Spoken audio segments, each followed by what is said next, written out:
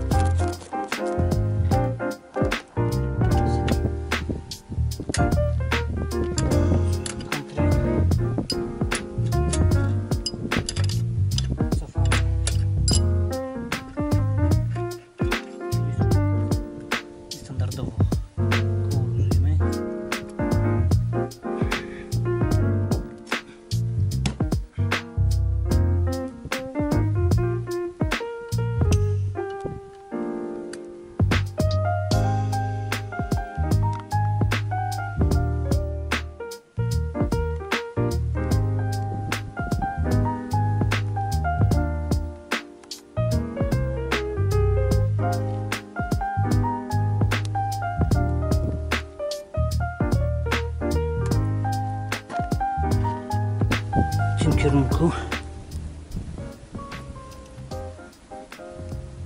ponieważ łańcuch się kręci w tą stronę, żeby w razie czego ją dociskało, a nie zbiło.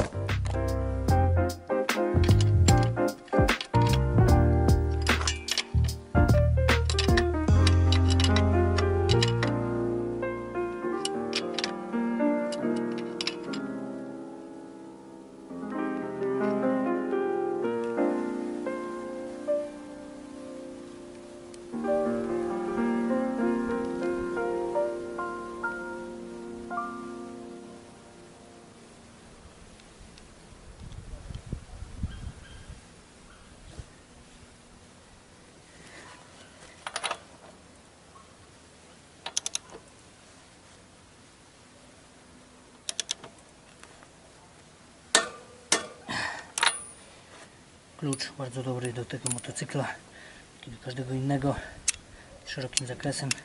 Do tego trzeba się zaopatrzyć w takie adapterki. Można śmigać wszystkie śrubeczki w motorku jednym kluczem. Wymiana łańcuszka w motorku zajęła mi dosłownie 6 minut. Dlatego pod koniec byłem taki ssapany. Teraz motorek jest umyty. Jeździłem już, robiłem jazdę testową. No jest o wiele lepiej. Stopień trudności wymiany łańcucha oceniam na bardzo niski, pod warunkiem, że potrafisz trzymać szlifierkę w dłoniach. Zapewne zastanawiałeś się, czego szlifuję piny tutaj, a nie ciąłem łańcucha w tym miejscu. No odpowiedź jest prosta. Gdybym ciął tutaj łańcuch, naraziłbym po pierwsze felgę, a po drugie byłaby taka możliwość, że mi zaklinuje tarczę i odbije do góry i sobie zniszczę wahacz. Dlatego lepszym rozwiązaniem jest przeszlifowanie sobie tych pinów i zbicie jednej z zawleczek. To jest o wiele bezpieczniejsze. No, jeśli jesteś gościem, który obserwuje moje filmy, to wiesz, że te gumy są wywalone i ta zębatka pracuje góra-dół.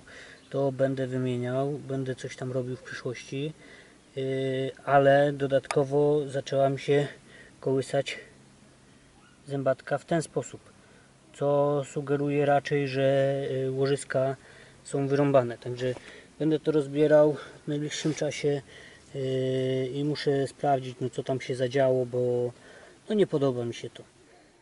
Jeśli film się podobał, zachęcam do subskrypcji mojego kanału, do dawania łapek w górę i będziemy razem grzebać przy Zontesie. Pozdrawiam i do następnego. Cześć.